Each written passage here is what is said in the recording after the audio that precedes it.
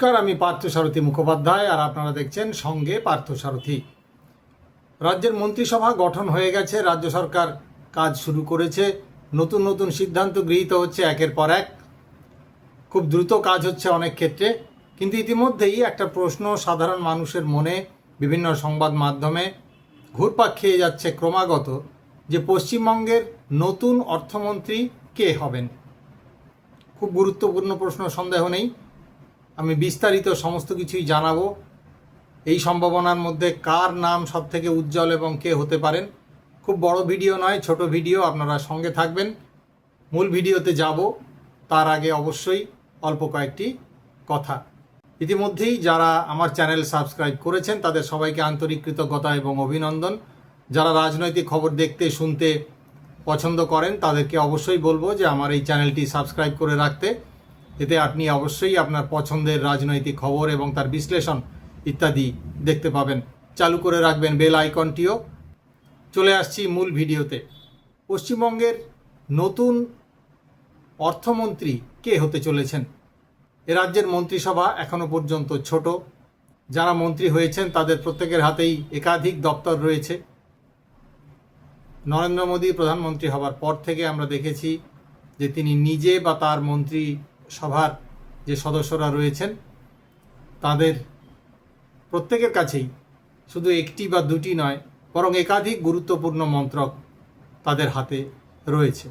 ঠিক একইভাবে সেই স্টাইলেই পশ্চিমবঙ্গের নবনিযুক্ত বিজেপির যে সরকার গঠিত হয়েছে, শুভেন্দু অধিকারী মুখ্যমন্ত্রী হয়েছেন, এবং ঠিক সেখানেও অনেকটা একই স্টাইলে আমরা দেখতে পাচ্ছি যে 5-6 জন মন্ত্রী মূলত রয়েছেন। পরবর্তীকালে হয়তো আরও কিছু হবেন নিশ্চয়ই, আশা করা যায়। কিন্তু মূল যেটা বিষয় ধরা যাচ্ছে সেটা হচ্ছে যে এই 5-6 জন মন্ত্রীর হাতেই পুরো যে বিভিন্ন দপ্তরের দায়িত্ব সেটাই দেওয়া থাকবে।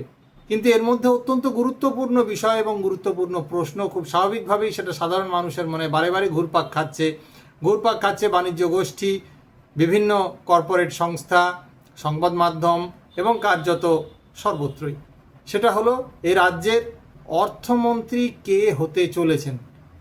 আমরা এর আগে অমিত মিত্রকে দেখেছি রাজ্যের অর্থমন্ত্রী হিসেবে। তার আগে বাম জমানায় দীর্ঘ সময় আমরা অসীম দাশগুপ্তকে দেখেছি রাজ্যের অর্থ দপ্তরের দায়িত্ব সামলাতে। তারও আগে আমরা অশোক মিত্রকে দেখেছি, ইত্যাদি আরও অনেকে ছিলেন। একজনের নাম খুব সম্ভাবনাময় হিসেবে মনে করা হচ্ছে, তিনি অর্থনীতিবিদ সঞ্জীব সান্যাল। 1970 সালে তার জন্ম কলকাতা শহরে। তিনি কলকাতারই বাঙালি। সেন্ট জেভিয়ার স্কুলে তার পড়াশোনা। তারপরে তিনি দিল্লি চলে যান এবং সেখান থেকে লেডি শ্রীরাম কলেজ থেকে তিনি কমার্স নিয়ে পাশ করেন। পরবর্তীকালে তিনি অক্সফোর্ড বিশ্ববিদ্যালয় থেকে, ইংল্যান্ডে অক্সফোর্ড বিশ্ববিদ্যালয় থেকে তিনি অর্থনীতি নিয়ে পড়াশোনা শেষ করেন। কর্মজীবনে তিনি ডয়েচ ব্যাংকের গুরুদায়িত্ব সামলেছেন এবং ডয়েচ ব্যাংকের দক্ষিণ ও দক্ষিণ পূর্ব এশিয়ার অর্থনীতির নীতি প্রণয়নে পরামর্শদাতা হিসেবে তার একটা গুরুত্বপূর্ণ কাজ ছিল। এবং সেখান থেকে তিনি যখন প্রধানমন্ত্রীর অর্থাৎ প্রধানমন্ত্রী নরেন্দ্র মোদীর এবং কেন্দ্রের যে অর্থমন্ত্রক রয়েছে, কেন্দ্রীয় অর্থমন্ত্রক, সেখানকার যে উপদেষ্টা পদে তিনি যখন যোগদান করেন, তার আগে পর্যন্ত তিনি ডয়েচ ব্যাংকের ম্যানেজিং ডিরেক্টর পদেও নিযুক্ত হয়েছিলেন। অর্থাৎ খুবই উচ্চ পদে তিনি ছিলেন। মূলত সিঙ্গাপুরেই থাকতেন। একেবারে তরুণ। তিনি অর্থনীতির বিশ্বাস যদি বলতে হয়, অর্থনীতির যে তত্ত্বের কথা যদি বলতে হয়, খুব সাধারণ মানুষের বোঝার মতন করে বললে তিনি মূলত নেহেরুভিয়ান অর্থনীতির বিরোধী। অর্থাৎ জওহরলাল নেহেরুর যে নীতি মেনে ভারত দীর্ঘ সময়, তার মৃত্যুর পরেও দীর্ঘ সময়, একেবারে কার্যত 90-এর দশক বা তারও খানিকটা পরেও যে তার ধারা অনুসরণ করে এসছিল, সঞ্জীব সান্যাল অবশ্যই তার বিপরীত প্রান্তে অবস্থান করেন। অর্থনীতির বিষয় ছাড়াও তার অত্যন্ত প্রিয় একটি বিষয় হচ্ছে ইতিহাস, এবং ইতিহাস, ভারতের ইতিহাস, বাংলার ইতিহাস, বিশেষ করে অর্থনীতির ইতিহাস। কী করে ভারত ধীরে ধীরে বদলালো সাংস্কৃতিকভাবে, অর্থনৈতিকভাবে, কেমন ছিল, কেমন হলো, কিভাবে সংস্কৃতি ধীরে ধীরে বদলালো, বহতা নদীর মতন কিভাবে বয়ে চলল সংস্কৃতি সারা দেশের মধ্যে, এবং এই সুবিশাল ভারতবর্ষ তার আদি কোথায় ইত্যাদি সমস্ত বিষয় সঞ্জীব সান্যালের অত্যন্ত প্রিয়। একাধিক সেই বই তিনি লিখেছেন, তার বেশ কয়েকটি বই আমার পড়ার সৌভাগ্য হয়েছে। ক্যালকাটা লিটারেরি মিটেও তাকে দেখা গেছে, তিনি বলেছেন, সাধারণ মানুষের প্রশ্নের তিনি জবাবও দিয়েছেন অতীতে। সম্ভবত তাকেই রাজ্যের অর্থমন্ত্রীর হিসেবে দেখা যেতে পারে বলে মনে করা হচ্ছে, যদিও এই বিষয়ে দলের পক্ষ থেকে বা সরকারের পক্ষ থেকে বা দলের কেউ এ বিষয়ে এখনো পর্যন্ত মুখ খোলেননি, কিন্তু সম্ভাবনা উড়িয়ে দেওয়া যাচ্ছে না।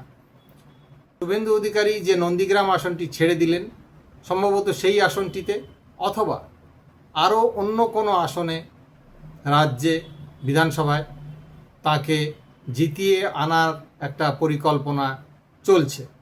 সঞ্জীব সান্যাল প্রধানমন্ত্রী নরেন্দ্র মোদীর অত্যন্ত ঘনিষ্ঠ, অত্যন্ত আস্থাভাজন, একই সঙ্গে আস্থাভাজন স্বরাষ্ট্রমন্ত্রী অমিত শাহেরও।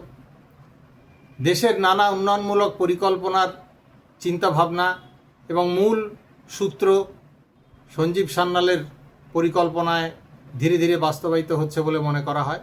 তিনি একা নন, তার সঙ্গে প্রধানমন্ত্রীর উপদেষ্টা মণ্ডলীতে আরও অনেকে রয়েছেন, কিন্তু অবশ্যই সেখানে সঞ্জীব সান্যালের উপস্থিতি নিশ্চিতভাবেই একটা বড় মাত্রা এনে দিয়েছে বলে মনে করা হচ্ছে। তাকে দিল্লি থেকে কলকাতায় নিয়ে এসে তাকে কিভাবে রাজ্যের বিভিন্ন উন্নয়নমূলক কাজে পরিকল্পনার ক্ষেত্রে কাজে লাগানো যায়, যতদূর জানা যাচ্ছে বিজেপির লক্ষ্য মূলত সেটাই। এখনও পর্যন্ত ঘোষণা বাকি, আনুষ্ঠানিকভাবে সময় এবং সুযোগ বুঝেই এ বিষয়ে ঘোষণা তারা করবেন। তা নিয়ে মুখ খোলেননি সঞ্জীব সান্যাল নিজেও। তিনি তরুণ, উদ্যমী, অর্থনীতির মতন কঠিন বিষয় অল্প বয়সে তিনি আয়ত্ত করেছেন এবং একাধিক গুরুত্বপূর্ণ দায়িত্ব তিনি সামলাচ্ছেন। বাঙালি হিসেবে তিনি যতদূর জানি তিনি নিজেও কাজ করতে যথেষ্ট আগ্রহী। সমগ্র ভারত যেমন তার আগ্রহের বিষয়, নিজের দেশ হিসেবে সেটা তো বটেই, কিন্তু তার একাধিক লেখা বা তার বক্তৃতা ইত্যাদিতে বারে বারে কলকাতা, পূর্ব ভারত, বাংলা, অবিভক্ত বাংলা ইত্যাদি বারে বারেই ঘুরে ফিরে আসে এবং এসেছে, এবং তিনি সে বিষয়ে বলতে, সে বিষয়ে চর্চা করতে ভালোবাসেন। বোঝাই যায় এটা তার ব্যক্তিগত চর্চার একটা অন্যতম অংশ। স্বাভাবিকভাবেই সেখানে যদি একেবারে সরাসরি পশ্চিমবঙ্গ সরকারের হয়ে কাজ করবার সুযোগ থাকে, তাহলে পরে সুযোগের মাত্রা আরও দুকদম এগিয়ে যাওয়ার একটা নিশ্চিত সম্ভাবনা থেকে যায়, বিশেষ করে রাজ্য সরকার যেখানে খুব দ্রুত এগোতে চাইছে। কেমন লাগলো আজকের এই ভিডিও?